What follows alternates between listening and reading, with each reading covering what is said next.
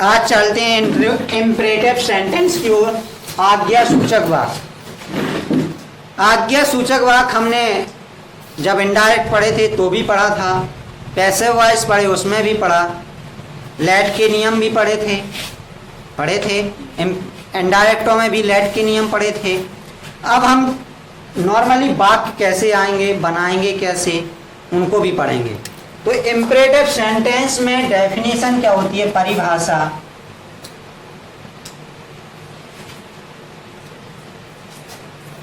परिभाषा में सुनेंगे, समझेंगे। इस टेंस मतलब कौन सा टेंस है जी, आज्ञा सूचक। इन ऐसे वाक्य जिनमें आज्ञा, प्रार्थना या सलाह, आज्ञा, प्रार्थना या सलाह का बोध हो। किनका बोध हो? आज्ञा, प्रार्थना या सलाह का बोध हो। और आपका जो कर्ता होगा इस वाक्य में, सब्जेक्ट होगा, वो आपका यू रहता है। और यू क्या होता है? छिपा रहता है, हाइड रहता है। तो इसमें कर्ता यू क्या रहता है? छिपा रहता है। तो इसकी डेफिनेशन जो लिखेंगे वो क्या लिखेंगे? लिखेंगे ऐसे वाक्य जिनमें आज्ञा, प्रार्थना और सलाह का बोध हो और कर्ता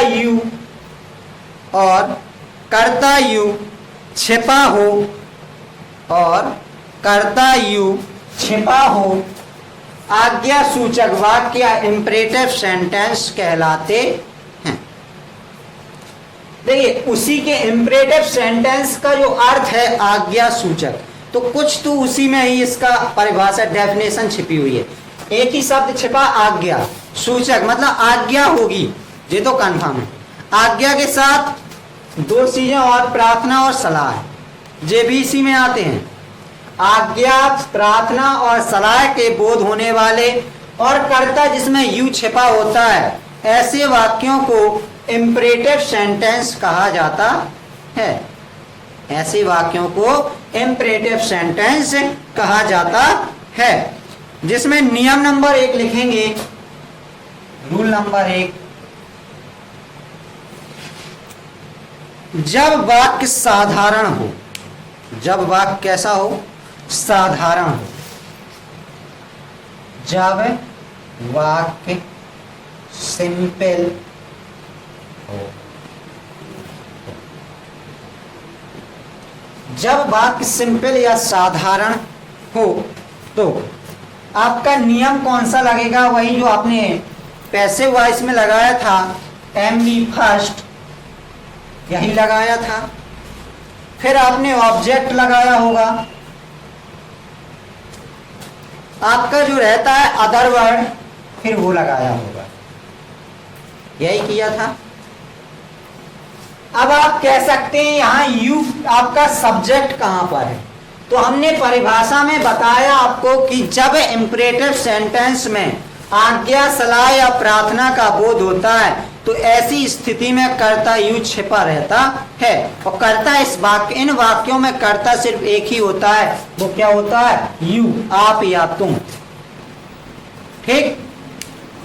तो जब वाक्य सिंपल हो तो आपको नियम ये लगाना है कि इंपरेटिव मेन वर्ब की फर्स्ट फॉर्म प्लस ऑब्जेक्ट कर्म प्लस अन्य शब्द अदर वर्ड। ठीक।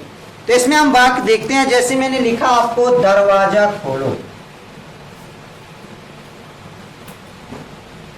साधारण वाक्य है, सिंपल वाक्य है।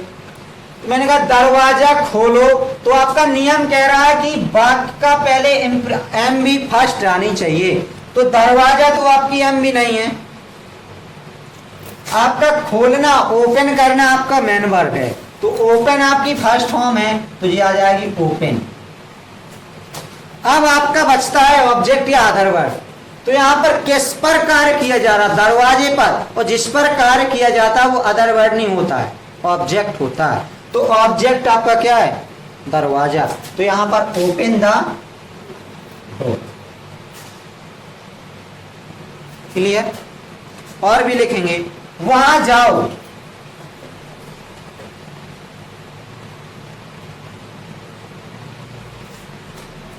मैंने कहा वहां जाओ, तो वहां तो होता है देयर मीन्स, और जाना का माने होता गो, तो पहले आएगा गो, क्योंकि फर्स्ट फॉर्म आपकी गो ही होता, और जाना का माने होता देयर, तो आपका क्या आ जाएगा, गो देयर। क्लियर। इसके आगे, अपने माता पिता का कहना मानो, अपने माता पिता का कहना मानो, अपने माता पिता का कहना मानो, तो पहली बात हमें चाहिए मैन वर्ब, तो अपने माता पिता का, जे तो इसमें से कोई नहीं है मैन वर्ब, आपको मैन वर्ब कह रहा कहना मानो, मानना भी कि मैन वर्ब नहीं है, पूरा आपका है कहना मानना।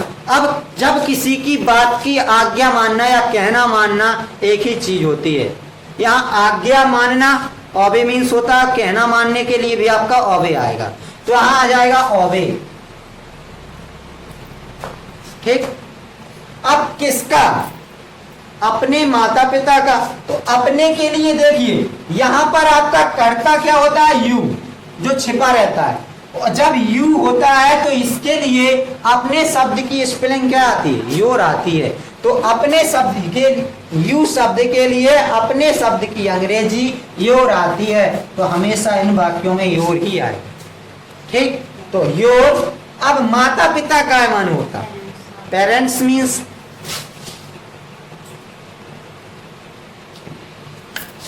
पेरेंट्स हो गया, सिंपल है।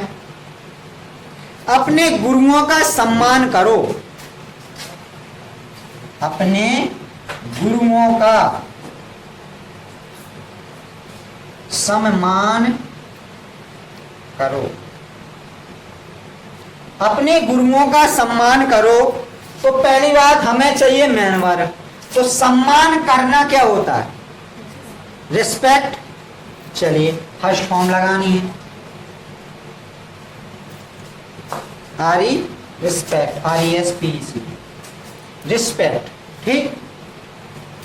अब कह रहा किसका, अपने गुरुओं का, तो मैंने क्या कहा, अपने शब्द के लिए जब इंपरेटिव होगा तो इसमें कर्ता यू छिपा रहता है, और यू के साथ अपने के लिए मतलब पॉजिटिव केस के लिए योर होता है, तो यहां पर अपने के लिए क्या आएगा, योर।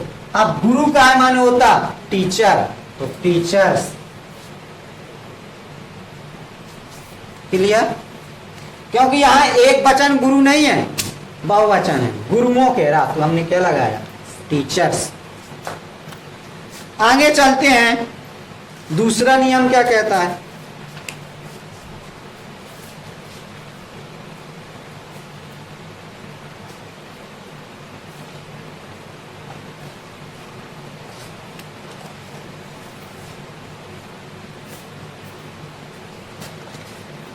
यदि वाक्य के बीच में, यदि वाक्य के बीच में मत शब्द दिया गया, क्या दिया गया हो, मत शब्द दिया गया हो, तो अब मत शब्द से क्या मतलब है,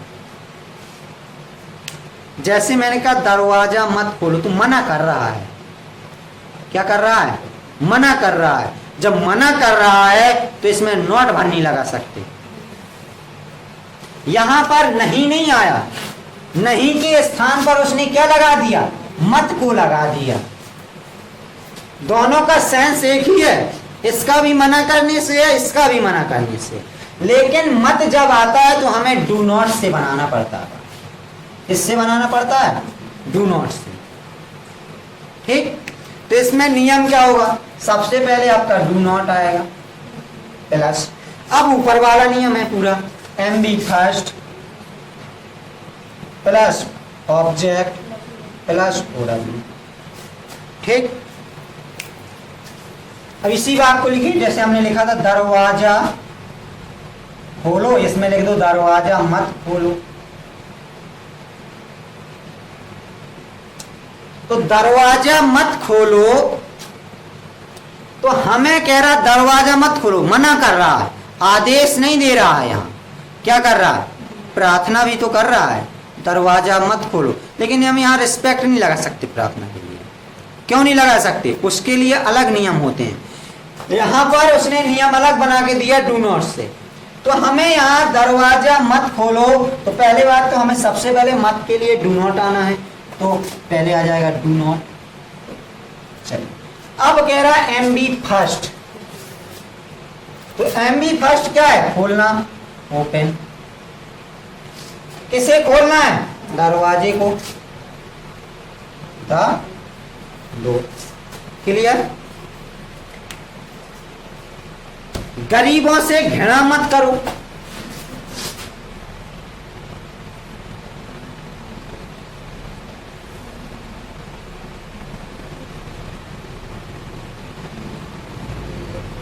गरीबों से घृणा मत करो। तो यहां भी मत का प्रयोग हुआ, तो सबसे पहले डू नॉट लगाएंगे। ठीक, अब क्या बचा है, घृणा करना आपकी क्रिया है। अब यहां मत करना, मत करो की क्रिया नहीं है, घृणा करना। तो घृणा करना का मैंने हेट। ठीक, अब किससे, द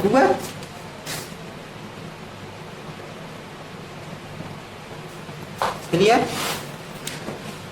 चलते हैं अगले नियम पर। तीसरा नियम, यदि वाक्य के बीच में, यदि वाक्य के बीच में कभी मत शब्द का प्रयोग हुआ हो, कभी मत शब्द का प्रयोग हुआ हो, तो अभी देखिए हमने किया मत शब्द का प्रयोग, अभी ना नियम कह रहा था मत शब्द का प्रयोग हो, अब कहेगा कभी मत।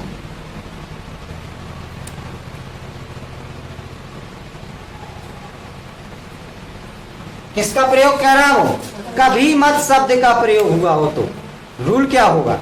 अभी यहां पर हमने डू नॉट लगाया था, अब क्या आएगा, नेवर। कभी मत के लिए क्या आएगा, नेवर। सबसे पहले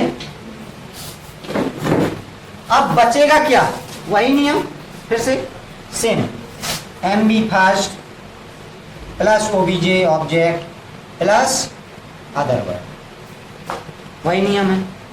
सिर्फ करना क्या है, यदि कभी मत आया तो नेवर आगे उठा के रख दो। जैसे कभी झूठ मत बोलो, झूठ मत बोलो, तो कभी झूठ मत बोलो, तो कभी झूठ मत बोलो। कभी यहां आया मत यहां आया, लेकिन आए तो दोनों हैं। कभी यहां आया आगे, लेकिन मत बीच में आया, लेकिन है तो दोनों, कभी मत। जब कभी मत का प्रयोग हुआ तो क्या लगाएंगे, नेवर। अब कह रहा है बोलना, क्रिया आएगी पहले तो क्या आएगा, टेल, मीन्स कहना या बोलना।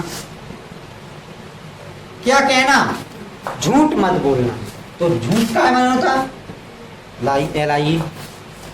ठीक, कभी दूसरों को गाली मत दो, कभी दूसरों को गाली मत दो।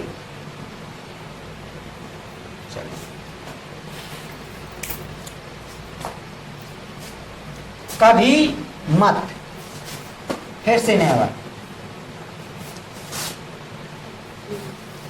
अब कह रहा है गाली देना आपकी क्या है, क्रिया।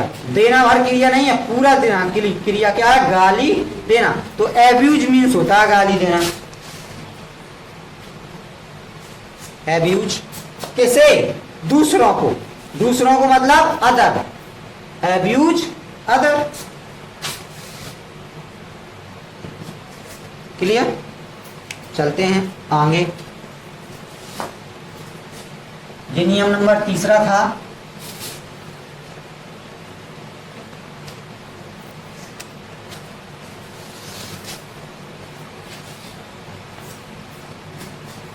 चौथा,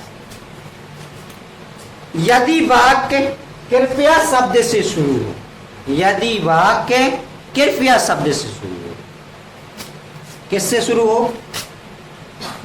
कृपया।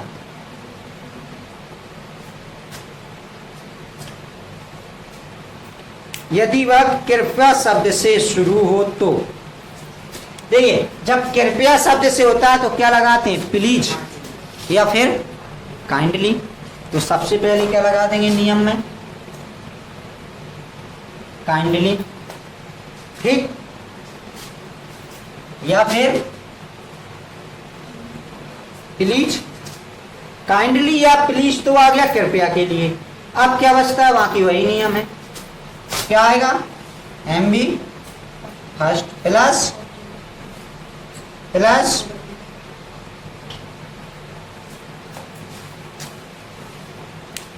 ठीक। तो कह रहा कृपया दरवाजा खोलो, कृपया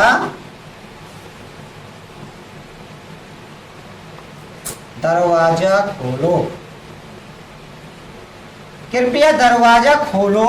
तो पहली बात कहां से हमने वाक्य में नियम में क्या लिखवाया कि यदि वाक्य में कृपया शब्द से, वाक्य यदि कृपया शब्द से शुरू हो। तो यहां देखिए कृपया से शुरू है, तो हमें नियम क्या फॉलो करना है, तो काइंडली लगाओ या प्लीज लगाओ।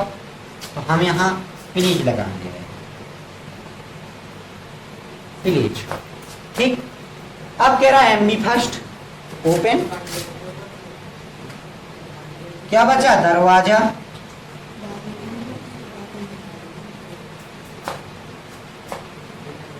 तो क्या बन गया, प्लीज ओपन द डोर। अगला वाक्य देखते हैं, कृपया मेरी सहायता करो, कृपया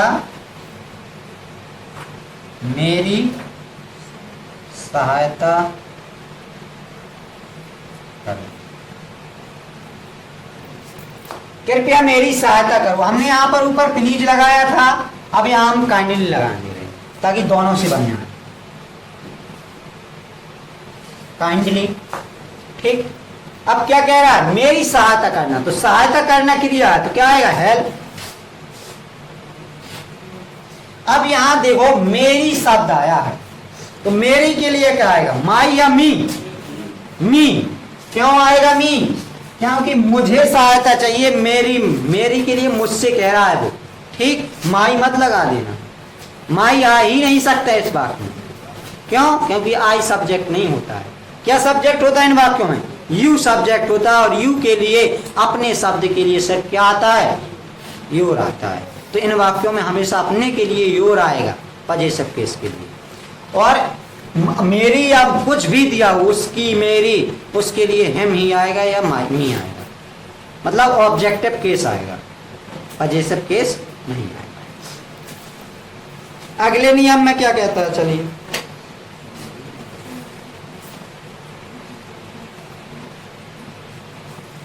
नियम नंबर 5। नियम नंबर 5 कहता है यदि वाक्य कृपया शब्द से शुरू हो और मत दिया गया हो, देखो कृपया शब्द से शुरू हो और वाक्य में क्या दिया गया हो, मत शब्द दिया गया हो, तो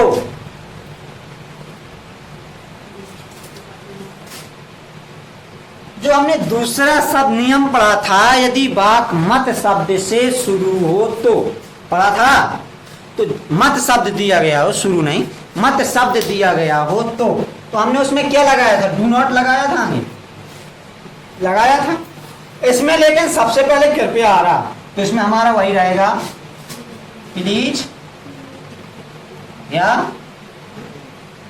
काइंडली। क्या नियम बना, प्लीज या kindly plus do not plus MB first plus other object plus O W. हाँ, कृपया झूठ मत बोलो, कृपया झूठ मत बोलो,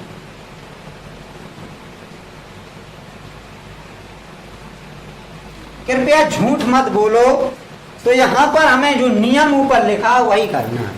नियम कह रहा प्लीज या काइंडली, तो हम चाहे जो लगा दें, यहाँ स्वतंत्र हैं, कोई प्रेशर नहीं है कि कोई प्रेशर करेगा भाई तुम काइंडली लगाओ, नहीं तुम प्लीज लगाओ, यहाँ चाहे तुम प्लीज लगाओ या काइंडली लगाओ, दोनों सही है।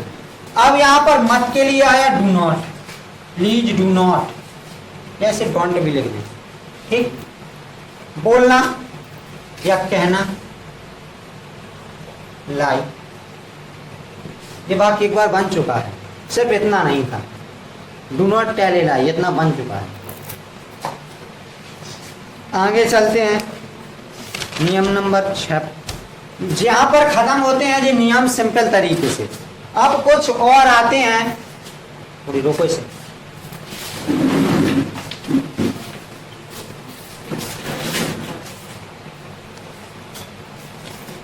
देखिए अब हमें पढ़ना है, अभी तो पढ़ा था इंपरेटिव सेंटेंस, अब पढ़ना है इंपरेटिव सेंटेंस तथा लेट के नियम में या लेट के प्रयोग में अंतर। तो इसमें अंतर देखेंगे, थोड़ा ही अंतर होता है, 2 नियम है इसमें। पहला नियम बताएगा इंपरेटिव और दूसरा बताएगा लेट। दोनों नियम को जब कंपेयर करेंगे, तुलना करेंगे, तब उनमें अंतर समझ में आता है। जैसे पहला नियम कह रहा है यदि वाक्य में संज्ञा, संज्ञा क्या होता है इंग्लिश में? नाउन। संज्ञा के बाद 2 शब्द, हिंदी में लिखना है 2 शब्द आया हो, क्या आया हो? 2 शब्द आया हो तो वह इंपरेटिव सेंटेंस होता है। बहुत अच्छी से समझ लो, यदि संज्ञा के बाद, इसके बाद संज्ञा के बाद 2 शब्द आया हो तो वो इंपरेटिव सेंटेंस होगा, लेट का नियम नहीं। क्या होगा? इंपरेटिव सेंटेंस कब होगा? जब संज्ञा के बाद 2 शब्द आया हो, ठीक, तो वह लेट का नियम होगा। तो जैसे एग्जाम्पल देखेंगे, मुझे एक पुस्तक दो, मुझे एक पुस्तक दो। देखिए जी, आपका सब्जेक्ट बनेगा एक तौर पे, है तो ऑब्जेक्ट, लेकिन देखने पर, ठीक। अब आपकी इसमें सीधी बात है, हमें कुछ नहीं देखना, जो कह रहा है नियम कह रहा है संज्ञा के बाद, हमें तो पहले संज्ञा ढूंढनी है। संज्ञा क्या होता है? A noun is the name of a person, place और थिंग्स, एनिमल्स, कोई भी, मतलब वस्तु हो नाउन में, नेम हो और एनिमल हो, मतलब कुछ भी हो। A noun is the name of a person, place और नाउन, मतलब पर्सन हो, प्लेस हो, नाउन, थिंग्स हो, एनिमल्स हो, कुछ भी हो। मतलब यहाँ पर ऐसी कोई चीज दिख रही है जो नाउन को विकसित कर रहा है, दिख रहा है। क्या दिख रहा है? पुस्तक, बुक मीन्स, तो बुक आपकी क्या है? एक वस्तु, किताब है, तो वो क्या है? नाउन। और नाउन के तुरंत बाद आपको क्या मिला? 2 शब्द, तो आपका जी टेंस कौन सा टेंस हो गया? Imperative sentence. तो हम इसे बनाएंगे तो दो माने मतलब देना, 2 का मतलब देना। मुझे एक किताब दो, तो मैंने क्या कहा? मुझे एक किताब दो, मतलब तुम मुझे एक किताब देना, यही हुआ ना। तो मुझे एक किताब देना, तो देना का माने हो गया गिव, ठीक। अब क्या बचता है? ऑब्जेक्ट, यही आता है ना, मेंबर, फिर क्या आएगा? ऑब्जेक्ट, तो गिव मी, क्या अब आएगा? ए बुक, बन गया। आया समझ में? एक बात और समझेंगे इसमें, मुझे अपना कलम दो, मुझे अपना कलम दो। तो देखिए फिर से वही चीज, कलम आपकी क्या है? जहां वस्तु थी यहां भी वस्तु है, एक चीज है, थिंग्स है, पेन एक लिखने की चीज है, वस्तु है। तो वस्तु के तुरंत बाद, मतलब नाउन के तुरंत बाद 2 शब्द, नाउन के बाद 2 शब्द दिया हो तो इंपरेटिव सेंटेंस, ना दिया हो तो कुछ और होगा, वो आगे देखेंगे। तो यहां पर आपको फिर से आएगा देना, गिव, किसे? मुझे। अब मी तो आ गया, अब कह रहा अपना कलम, तो क्या आएगा? योर पेन, पहले ही बता चुके हैं, कि योर क्यों आया, क्योंकि अपना शब्द क्यों आया, यहाँ अपना आया यू के लिए, तो यू के लिए योर आया। ठीक, अगला नियम दूसरा, ऐसे मिटाएंगे नहीं क्योंकि कंपेयर करना है दोनों। दूसरा नियम कहता है यदि वाक्य में क्रिया के बाद, देखिए अभी कह रहा था संज्ञा के बाद, अब कह रहा क्रिया के बाद।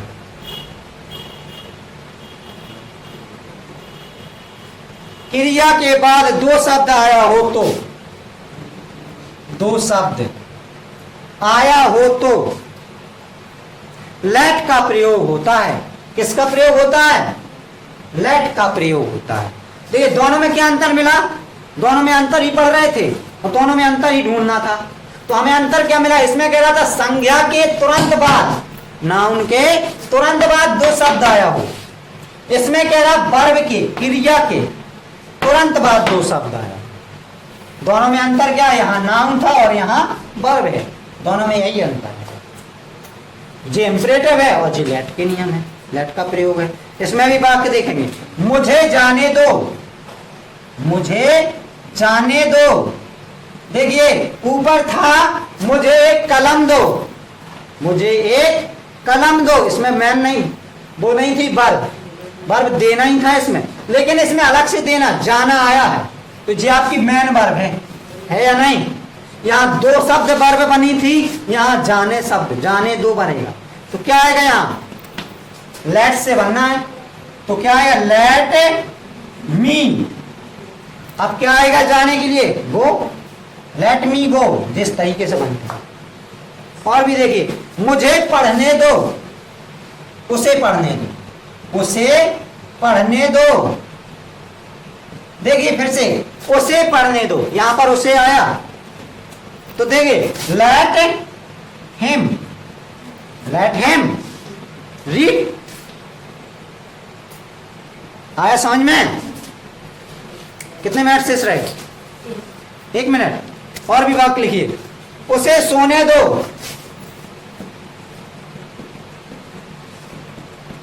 उसे सोने दो, लेट हिम स्लीप। पढ़ो और पढ़ने दो, जल्दी से पढ़ो और पढ़ने दो। देखिए पढ़ो और पढ़ने दो, रीड मीन्स होता पढ़ो या पढ़ना, एंड मीन्स होता है और, पढ़ने दो आएगा आपका क्या, लेट रीड, लेट रीड। इस तरीके से बात कैसी बनती है, ठीक? कितना रह गया अभी? 1 मिनट अभी भी है। Read and let read. इसी प्रकार से जल्दी से वाक्य लिखो, जियो और जीने दो, जियो और जीने दो, खेलो और खेलने दो, मरो और मरने दो, मरो और मरने दो। ये तीनों वाक्य बनाना है, ठीक? आज के लिए इतना ही काफी है।